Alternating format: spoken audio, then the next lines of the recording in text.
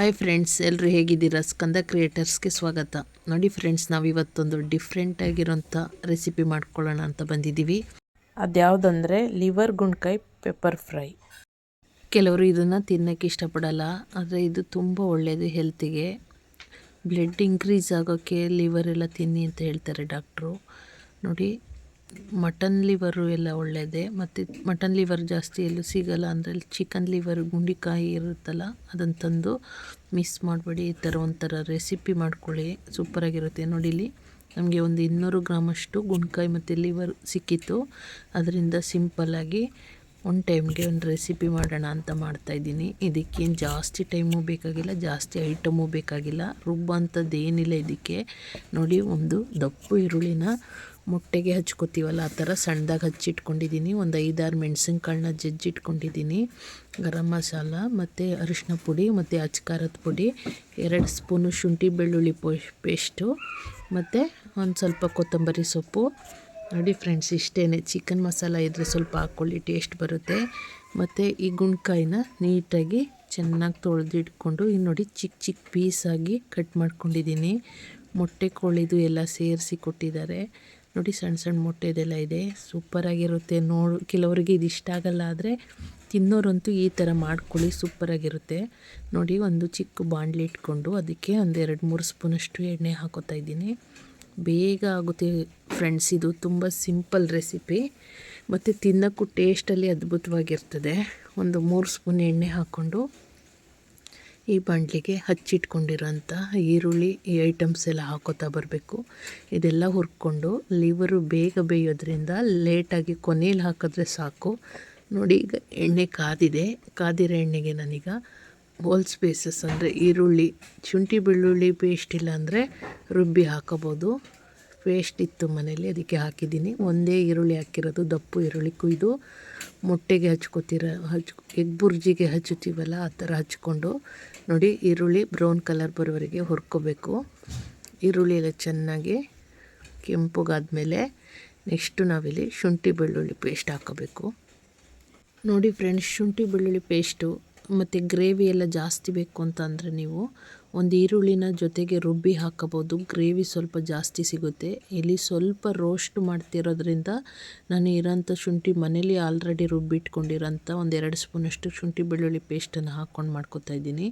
ನೀವು ಜಾಸ್ತಿ chicken liver ಎಲ್ಲ ಮಾಡ್ಕೊಳ್ಳುವಾಗ ನೀವು ಜಾಸ್ತಿ ಹಾಕ್ಕೊಳ್ಳಿ. ನೋಡಿ, ಈಗ ಆಲ್ರೆಡಿ ತೊಳೆದು ನೀಟಾಗಿ ಕಟ್ ಮಾಡಿಟ್ಟು ಅಂತಹ ಲಿವರು ಗುಂಡ್ಕಾಯಿನ ಬಾಣಲೆಗೆ ಸೇರಿಸ್ಕೊತಾ ಇದ್ದೀನಿ.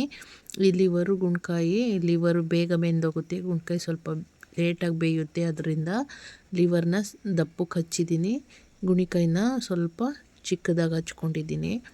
ಮತ್ತು ಒಳ್ಳೆ ಟೇಸ್ಟ್ ಬರುತ್ತೆ. ಅದು ಜೊತೆಗೆ ಮಾಡಬೇಕು, ಅದೇ ಸಪ್ರೇಟ್ ಇದೇ ಸಪ್ರೇಟ್ ಮಾಡಿದ್ರೆ ಅಷ್ಟು ಟೇಸ್ಟ್ ಇರಲ್ಲ. ಎರಡೂ ಒಟ್ಟಿಗೆ ಹಾಕಿ ಮಾಡಿದ್ರೇ ಒಳ್ಳೆ ಟೇಸ್ಟ್ ಇರುತ್ತೆ.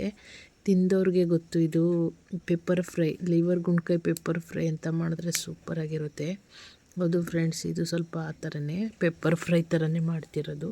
ನೋಡಿ, ಇಲ್ಲಿ ಅರ್ಧ ಸ್ಪೂನ್ ಅರಿಶಿನ ಹಾಕ್ಕೊಂಡೆ. ಅರಿಶಿನ ಹಾಕಬೇಕು, ಅಂದರೆ ಅರಿಶಿನದಿಂದನೇ ಹಸಿ ವಾಸನೆ ಎಲ್ಲ ಹೋಗುತ್ತೆ. ಈಗ ಒಂದು ಅರ್ಧ ಸ್ಪೂನಷ್ಟು ಉಪ್ಪು, ಪಿಂಕ್ ಸಾಲ್ಟ್ ಹಾಕೋತಿದ್ದೀನಿ. ಉಪ್ಪು ಮತ್ತು ಅರಿಶಿನದಿಂದ ಚೆನ್ನಾಗಿ ಹುರ್ಕೋಬೇಕು ಐಟಮ್ನ. ಈಗ ನೋಡಿ, ಮಿಕ್ಕಿದ ಐಟಮ್ಸ್ ಎಲ್ಲ ನೀರೆಲ್ಲ ಚೆನ್ನಾಗಿ ಸುಂಡಿದೆ. 5 ನಿಮಿಷ ಹುರಿದಾದ್ಮೇಲೆ ಗರಂ ಮಸಾಲ, ಹಸಿಮೆಣ್ಸಿನ್ಕಾಯಿ ಪುಡಿ, ಒಂದು ಚಿಕನ್ ಮಸಾಲ ಸ್ವಲ್ಪ ಹಾಕ್ಕೊಂಡಿದ್ದೀನಿ. ಒಂದು ಅರ್ಧ ಸ್ಪೂನ್ ಎಲ್ಲನೂ ಹಾಕ್ಕೊಂಡು, ಮತ್ತು ಕಾಳುಮೆಣಸು ಒಂದು 5-6 ಕಾಳುಮೆಣಸು ಹಾಕ್ಕೊಂಡು ಜಜ್ಕೊಂಡಿದ್ದೆ, ಅದನ್ನು ಒಟ್ಟಿಗೆ ಸೇರಿಸ್ಕೊತಾ ಇದ್ದೀನಿ. ಇದು ಚೆನ್ನಾಗಿ ಒಂದು 10 ನಿಮಿಷ ರೋಸ್ಟ್ ಮಾಡಿ ಸಣ್ಣೂರಿಲೆ ಬೇಯಿಸಿದರೆ ಆಯಿತು. ಈ ಮಸಾಲೆ ಐಟಮ್ ಎಲ್ಲ ಹಾಕಿ, ಇದಕ್ಕೆ ಎಂಥ ಐಟಮ್ ಜಾಸ್ತಿ ಬೇಕಾಗಿಲ್ಲ. ಮನೇಲೇ ಇರುವಂತಹ ಖಾರದ ಪುಡಿಗಳು, ಈರುಳ್ಳಿ, ಶುಂಠಿ ಬೆಳ್ಳುಳ್ಳಿ ಅಷ್ಟು ಹಾಕಿದ್ರೆ ಸಾಕು ಫ್ರೆಂಡ್ಸ್. ಲಿವರ್ ಗುಂಡ್ಕಾಯಿ ಫ್ರೈ ಸೂಪರಾಗಿ ರೆಡಿ ಆಗುತ್ತೆ. ನೋಡಿ, ಇಲ್ಲಿ 10-15 ನಿಮಿಷದಲ್ಲಿ ನಿಮಗೆ ಲಿವರ್ ಫ್ರೈ ರೆಡಿ ಆಯಿತು. ಸೂಪರಾಗಿ ರೆಡಿ ಆಯಿತು ನೋಡಿ ಫ್ರೆಂಡ್ಸ್ ಈ ಫ್ರೈ. ಇದಕ್ಕೆ ಲಾಸ್ಟಲ್ಲಿ ಇನ್ನೇನಿಲ್ಲ, ಉಪ್ಪು ಸರಿಯಾಗಿತ್ತ ನೋಡಿಕೊಂಡು ಕೊತ್ತಂಬರಿ ಸೊಪ್ಪನ್ನ ಸ್ವಲ್ಪ ಈಗ ಹಾಕ್ಕೊಂಡ್ರೆ ಸಾಕು. ಲಿವರ್ ಫ್ರೈ ರೆಡಿ ಆಯಿತು. ಇದನ್ನು ಸ್ವಲ್ಪ ಬೇಯಬೇಕು ಅನಿಸಿದ್ರೆ ಒಂದು ಅರ್ಧ ಗ್ಲಾಸಷ್ಟು ನೀರು ಹಾಕಿ ಸ್ವಲ್ಪ ಮ್ಯೂಟ್ ಮಾಡಿ ಗ್ಯಾಸ್ನ, ಸಣ್ಣೂರಲ್ಲಿ ಬೇಯಿಸ್ಕೊಳ್ಳಿ. ಒಳ್ಳೆ ಪರಿಮಳ ಬರ್ತಿದೆ, ಸೂಪರಾಗಿ ಬಂದಿದೆ ನೋಡಿ. ಒಂದು 10-15 ನಿಮಿಷದಲ್ಲಿ ಈ ಲಿವರ್ ಫ್ರೈ ರೆಡಿ ಆಗೋಯ್ತು. ಹೌದು ಫ್ರೆಂಡ್ಸ್, ಇಷ್ಟೇ ಐಟಮ್ಮು, ಏನು ಬೇಕಾಗಿಲ್ಲ. ನೋಡಿ ಫ್ರೆಂಡ್ಸ್, ಈ ಲಿವರು ಯಾವುದ್ಯಾವುದಕ್ಕೆ ತುಂಬ ಒಳ್ಳೆಯದು ಅಂತಂದರೆ ಬ್ಲಡ್ ಇನ್ಕ್ರೀಸ್ ಆಗೋಕ್ಕೆ ತುಂಬ ಒಳ್ಳೆಯದು. ಜೊತೆಗೆ ಮನುಷ್ಯನ ಬಾಡೀಲಿ ಲಿವರ್ ಫಂಕ್ಷನ್ನಲ್ಲಿ ಏನಾದರೂ ಏರುಪೇರಾದಾಗ ಮತ್ತು ಲಿವರ್ ಫಂಕ್ಷನ್ ಕರೆಕ್ಟಾಗಿ ತೋರಿಸ್ತಿಲ್ಲ ಅಂದಾಗ ಡಾಕ್ಟ್ರು ಚೆಕಪ್ ಮಾಡಿಸಿದಾಗ ಹೇಳ್ತಾರೆ, ನೀವು ಚಿಕನ್ ಲಿವರ್ನ ಅಥವಾ ಮಟನ್ ಲಿವರ್ನ ಜಾಸ್ತಿ ತಿನ್ನಿ ಅಂತ ಹೇಳ್ತಾರೆ. ಹೌದು ಫ್ರೆಂಡ್ಸ್, ಹೌದು, ಈ ಲಿವರು ಮತ್ತು ಗುಣಿಕಾಯಿಗೆ ಅಷ್ಟು ಪವರ್ಫುಲ್ಲು ಶಕ್ತಿ ಐತಿ ಅಂತಂದರೆ ಯಾರಿಗೂ ನಂಬೋಕ್ಕಾಗಲ್ಲ ಅಲ್ವಾ? ನೀವು ಖಂಡಿತ ನಂಬಬೇಕು.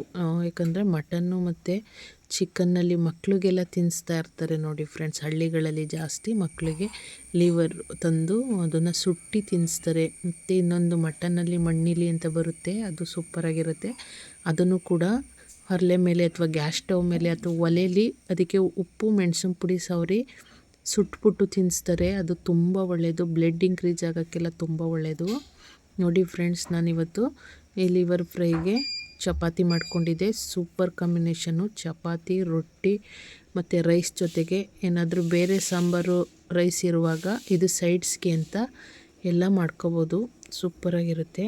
ನಾನು ಮಾಡಿರೋ ರೆಸಿಪಿ ಈ ಥರ ಸಿಂಪಲ್ಲಾಗಿ ಲಿವರ್ ಪೆಪ್ಪರ್ ಫ್ರೈ ಮಾಡಿದ್ದೀನಿ.